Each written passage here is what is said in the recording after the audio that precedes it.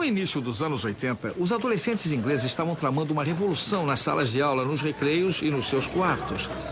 Eles eram os garotos mais quadrados da escola, fãs de ficção científica, eram muito bons em matemática, mas tinham poucos amigos. Apesar disso, eles em breve ganhariam milhões. Tudo começou por diversão e logo se transformou numa obsessão e depois numa carreira.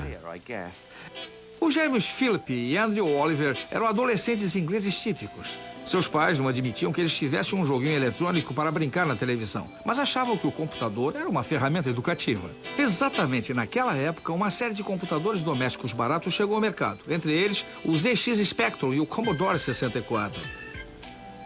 Milhares de pais britânicos compraram esses computadores para seus filhos para ajudá-los a fazer os deveres de casa, mas a criançada tinha outros planos. Sem ninguém para dizer que eles não podiam fazer aquilo, eles descobriram que podiam desenvolver jogos tão bons quanto os das máquinas de jogos eletrônicos e talvez até melhores. Os jogos mais empolgantes eram os das lojas, mas o problema com as lojas era que eles tomavam as moedas da gente em troco de 1 minuto só de jogo. Já os jogos em computador permitiam que as crianças jogassem todas as tardes se elas quisessem.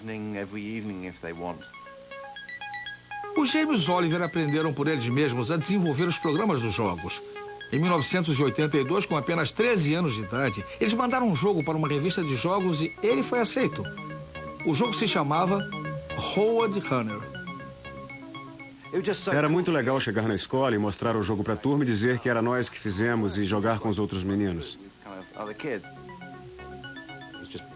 Eram só blocos, cada um de uma cor, que corriam para cima da tela e o caminhão vinha na outra direção. A gente desafiava um ao outro. Vamos ver quem aguenta mais? E a coisa ia ficando cada vez mais estreita e mais complicada, mais aleatória, e um acabava fora.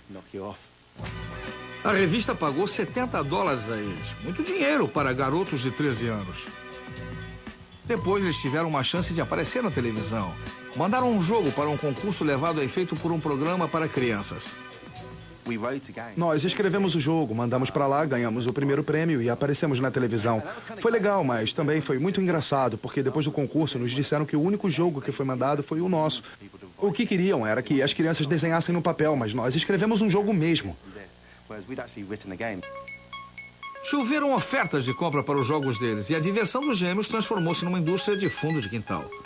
Nós fizemos uma porção de jogos. Este era o P Assassino e este era o P das Cavernas. A gente trabalhava direto, a noite inteira, e tinha escola na manhã do dia seguinte. E a gente separava em partes o que ia fazer. Todas as flechas voando e as pedras caindo, e aí a gente juntava aquilo. Íamos dormir, quando acordávamos, já estávamos com mais um truque na cabeça para o jogo. A gente ficava mudando, e de repente os passarinhos começavam a cantar na janela e ficava mais claro lá fora. E a gente ouvia o leiteiro chegar. Isso aí. Os editores distribuíam seus jogos por todo o país, mas os gêmeos recebiam muito pouco dinheiro por eles. Quando fizeram 18 anos, seus pais resolveram que deveriam ir para uma faculdade e depois conseguir bons empregos. Mas um dos professores deles convenceu os pais a darem 1 ano aos meninos para que tentassem transformar seu hobby em um negócio. Poucas semanas depois, a vida deles passou por uma revolução quando se encontraram com os irmãos Darling. Richard e Dave Darling vinham também desenvolvendo seus próprios jogos desde que tinham 11 e 12 anos, respectivamente. Mas eles não estavam satisfeitos com os baixos valores que as companhias de jogos ofereciam aos projetistas adolescentes. Começaram então a vender seus jogos pelo correio e fundaram sua própria companhia, cuja sede era num dos quartos da casa deles. Duplicavam os jogos em fitas cassete, imprimiam os rótulos que eles mesmos desenhavam e chegaram a vender 1 milhão de cópias de jogos.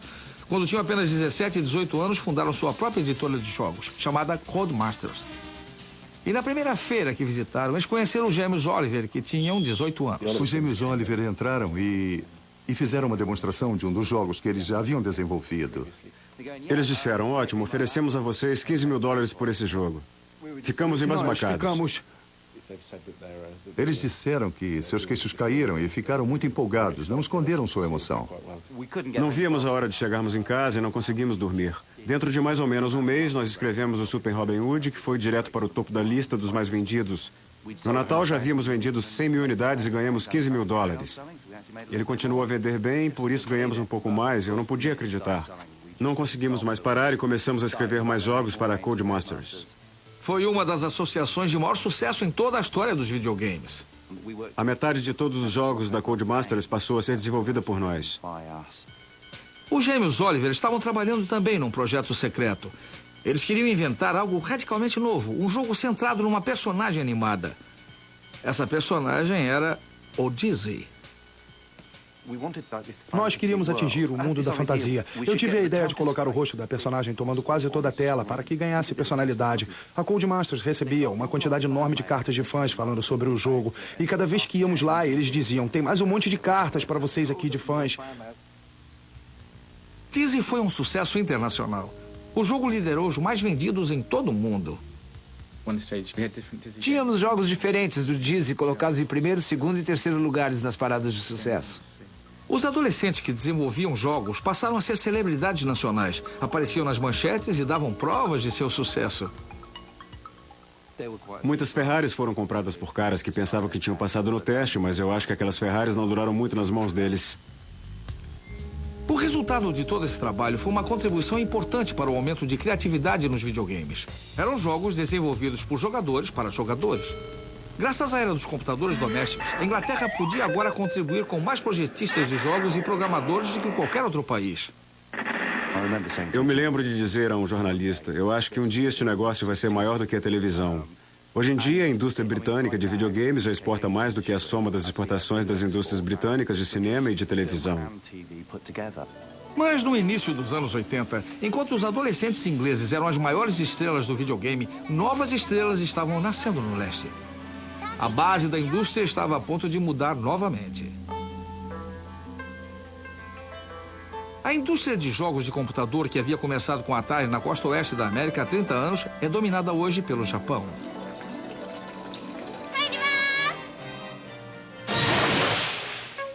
O Japão passou a ser um sinônimo de videogame.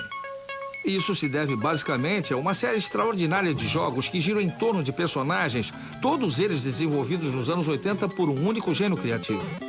Desde a época de Walt Disney, nenhuma pessoa foi tão hábil na arte de tocar os corações e as mentes de milhões de crianças por todo o mundo. Seu nome é Shigeru Miyamoto. Em certo momento, eu compreendi que os videogames podem realmente emocionar as pessoas. Desde então, minhas próprias memórias da infância passaram a estar refletidas nos meus jogos. Miyamoto nasceu em Sonebi, uma pequena comunidade rural que fica perto de Kyoto. Quando era menino e vivia na casa de seus pais, uma família tradicional de Sonebi, ele transformou tudo que o cercava num mundo de fantasia a ser explorado. Ele ficava meditando por muito tempo sozinho e também passava muito tempo sonhando acordado. E a maneira como ele brincava quando era criança era uma coisa que ele manteve ao longo da vida e aplicou no seu trabalho. Eu me lembro de como ele descrevia um passeio através de um parque arborizado perto de sua casa e a imaginação dele era realmente extraordinária. Ele estava imaginando tudo o que estava acontecendo, que nós não podíamos ver todos os caminhos que levavam a algum lugar. Ele olhava para cima e imaginava que o que estava vendo não era um céu azul. Era, na realidade, um alçapão secreto que levava a um novo mundo.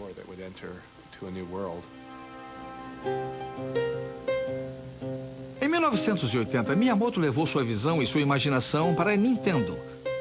Sediada na antiga capital Kyoto, a companhia já fabricava Hanafuda, um baralho japonês tradicional, havia quase 100 anos. Mas, quando seu presidente, Hiroshi Yamoshi, viu o sucesso que faziam jogos como Space Invaders, ele transformou a Nintendo numa companhia de videogames. Miyamoto tinha 20 e poucos anos e não estava interessado em videogames, mas seu pai achava que ele devia ter um emprego regular. Miyamoto era um artista sonhador, distante de grande imaginação, mas ele jamais imaginou trabalhar para uma grande companhia. Odiava computadores, não confiava em coisas intangíveis como a eletricidade. O próximo passo no seu destino foi uma chamada para resolver uma crise nos Estados Unidos. A Nintendo havia aberto uma pequena filial em Seattle. A era da loja de joguinhos estava no seu auge, com a Atari dominando o mercado, e a Nintendo queria participar desse mercado. A Nintendo americana havia encomendado 2.000 unidades de um jogo que fazia muito sucesso no Japão, chamado Radarscope, mas nos Estados Unidos o jogo foi um desastre. A filial pediu a sede da empresa em Kyoto para desenvolver outro jogo que o substituísse. Não havia projetista disponível e a companhia resolveu dar uma grande chance ao seu recruta mais jovem. Miyamoto ficou desconcertado e acabrunhado com a ideia e começou a pesquisar. Passou algum tempo nas lojas de joguinhos e com crianças que jogavam para entender de que se tratava.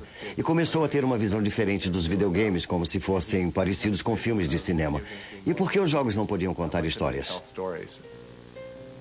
Miyamoto criou uma história simples e uma personagem de quadrinhos bem chamativa para seu jogo, que era algo inteiramente novo. Vou lhe mostrar o primeiro rascunho que fiz do Donkey Kong. O gorila foge de uma jaula, pega a garota e sai correndo com ela. O homem corre atrás dele, se desviando de todos esses barris com um martelo na mão.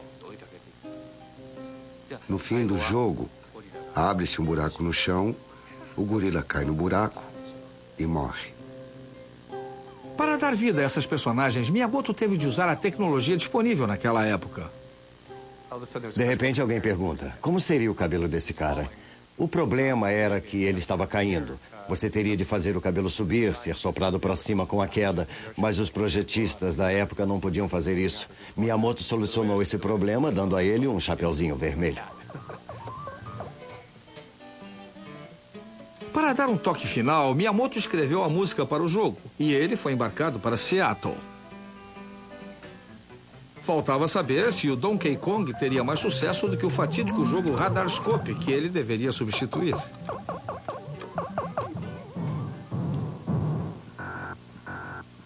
Os empregados da companhia em Seattle viram o jogo e acharam que seus colegas japoneses haviam enlouquecido.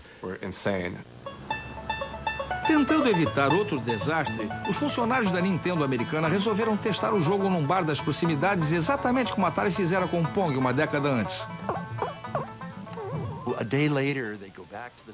No dia seguinte, eles voltaram ao bar, abriram a caixinha de moedas e, para surpresa geral, havia uns $30 em moedas naquela caixinha. Estava cheia quase até a boca. Isso indicava que a máquina havia operado sem parar a cada minuto em que aquele bar ficava aberto, do meio-dia à meia-noite, que foi a hora em que ele foi fechado naquele dia. E eles disseram, mas que coisa incrível, nós não precisamos mais fazer pesquisa de mercado. O jogo faturou $100 milhões só no primeiro ano após seu lançamento. E o Donkey Kong transformou-se na estrela internacional de uma série de jogos de grande sucesso.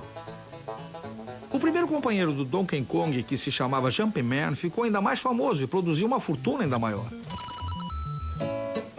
Em 1985, a Nintendo anunciou o lançamento de um novo aparelho para o mercado americano de joguinhos domésticos chamado Sistema Nintendo de Diversão, cujas iniciais em inglês eram ENS. Como isso foi logo depois do colapso da indústria americana de videogames, a maioria dos entendidos no assunto achou que eles tinham ficado loucos, mas a Nintendo tinha uma arma secreta. Miyamoto elevou os videogames a um novo patamar com a sua fantástica criação seguinte. O Jumpman se reencarnou num encanador italiano chamado Mario. E o Mario agradou todo mundo imediatamente.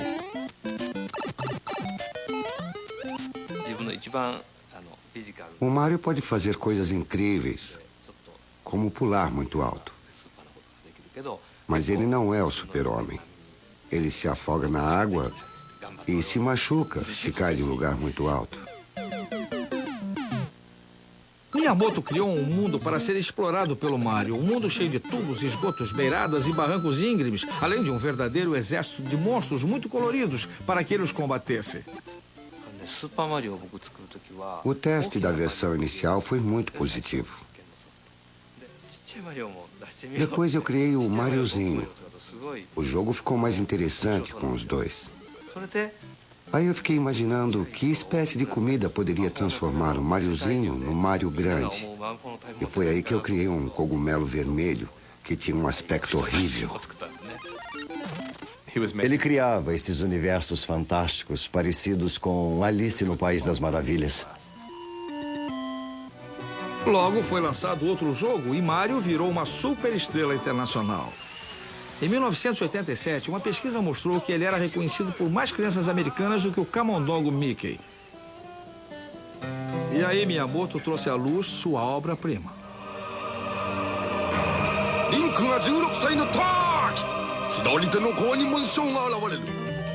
A Nintendo lançou o primeiro de uma série de jogos que são considerados pela maioria das pessoas como os melhores jogos de todos os tempos, a série Zelda.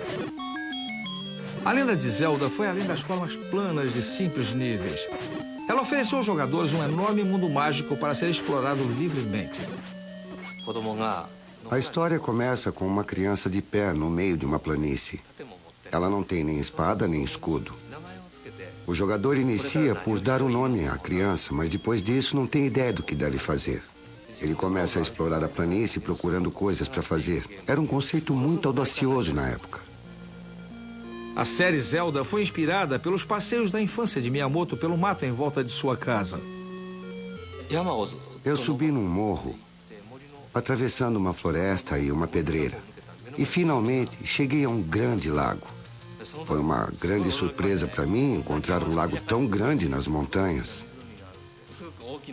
Parecia um oceano. Essa imagem é muito usada em Zelda.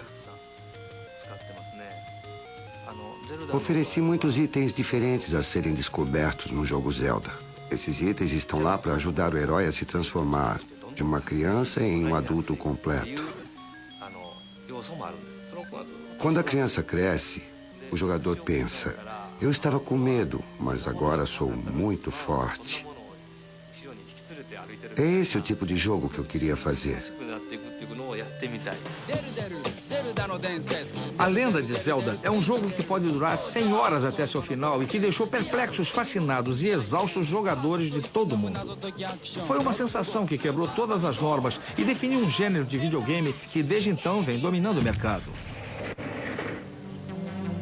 Até o fim dos anos 80, a Nintendo vendeu mais de 30 milhões de jogos e atingiu, nessa época, a extraordinária percentagem de 80% do mercado mundial de videogames. A Nintendo transformou-se na dona da indústria de videogames.